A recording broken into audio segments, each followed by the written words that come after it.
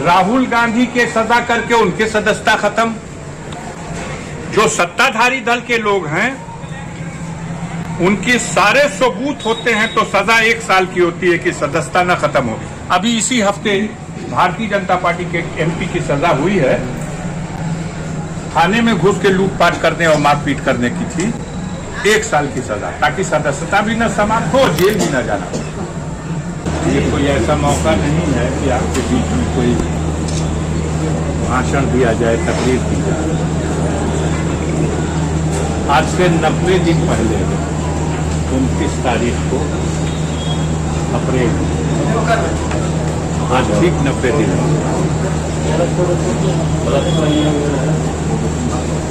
आप लोगों को खबर मिली होगी, मुझे एक मुकदमे में 4 साल की सजा का ऐलान हुआ और फिर जेल में। अब हाईकोर्ट से जमानत हुई और आज 90 दिन के बाद हम जेल से रिहा हुए हैं। इसमें आप तमाम लोगों की दुआ, गरीबों की बहुत काम है। जरूर मुश्किल हालात थे हमारे जैसे इंसान के लिए, लेकिन सब्र से काम लिया गया। ये इसके पीछे उनका जो मकसद है, जो बेचैनी है, वो आम आदमी भी समझ रहा है। इस मुल्क को आजाद हुए तकरीबन 77-78 साल हो गए, लेकिन इस मुल्क में जो दबंग लोग हैं,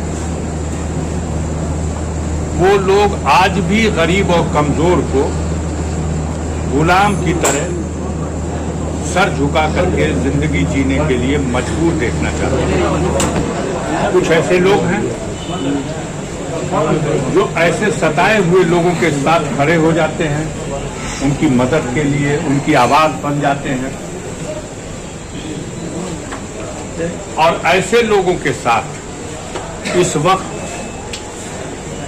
जो दबंग किस्म के लोग हैं, जिनके पास धन दौलत की ताकत है, जिनके पास बाहुबल है और जिनके पास हुकूमत के अख्तियारात की नाजायज ताकत है, वो लोग खास तौर से पहचान करके ऐसे लोगों को,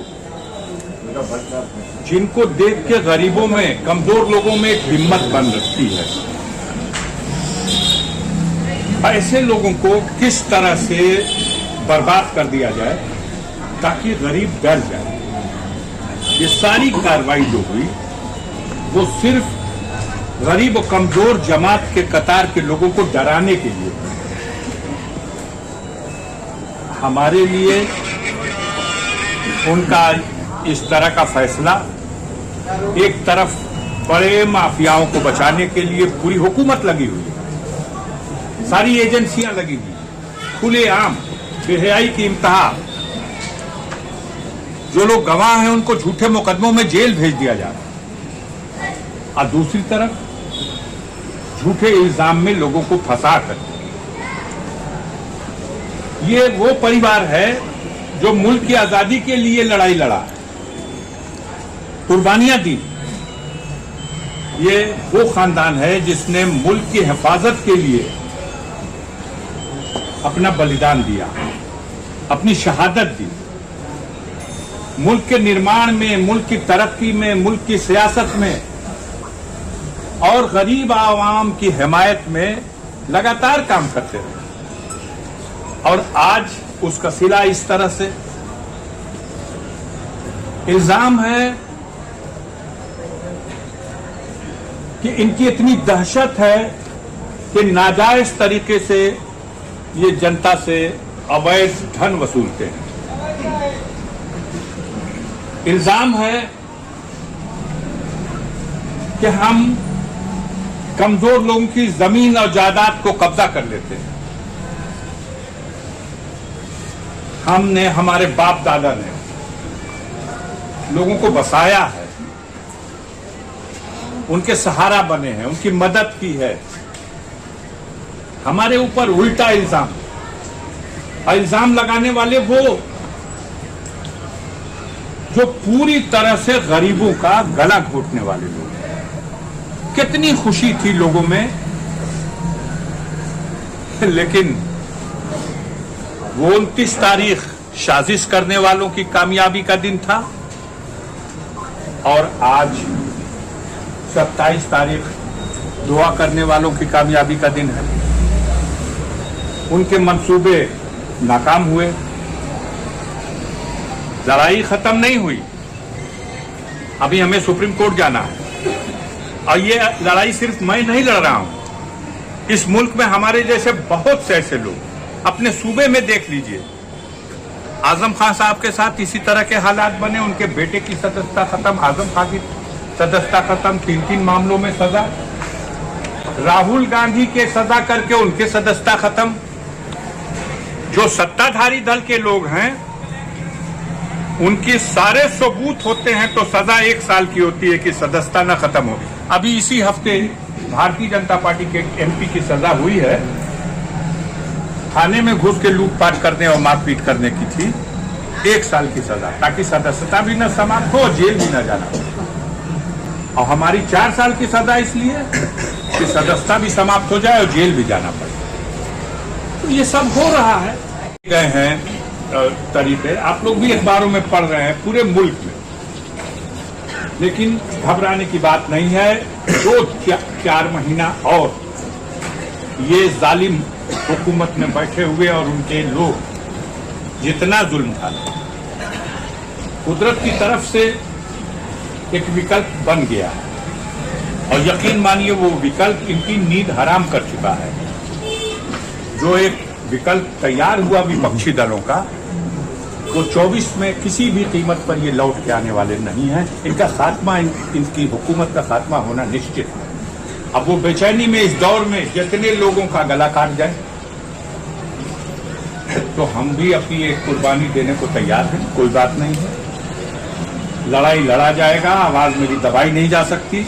अभी मैं जाऊंगा सुप्रीम कोर्ट।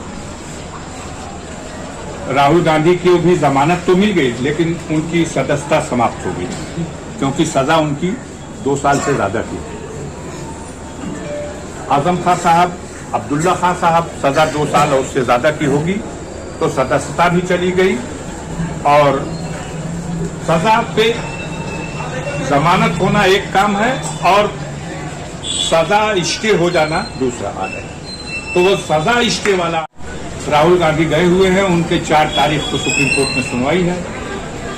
शाम है, हम इस कस्बे के लोगों के, यहाँ काफी गांव के भी लोग हैं, लेकिन हम इस कस्बे के लोगों के खास तौर से शुक्रगुजार हैं।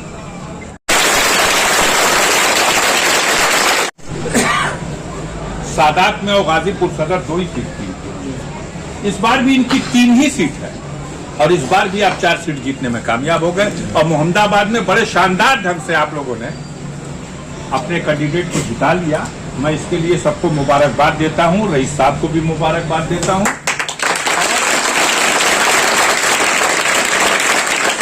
लोगों ने सोचा था कि लोग दहशत में हो जाएंगे, डर जाएंगे, और मैं कह नहीं सकता था, लेकिन मैंने देखा कि लोग डरे नहीं। और यही आज कहना चाहता हूं कि ये सारी कार्रवाई सिर्फ गरीब और कमजोर लोगों को डरा देने के लिए है कि डर जाओ, तुम गुलाम हो।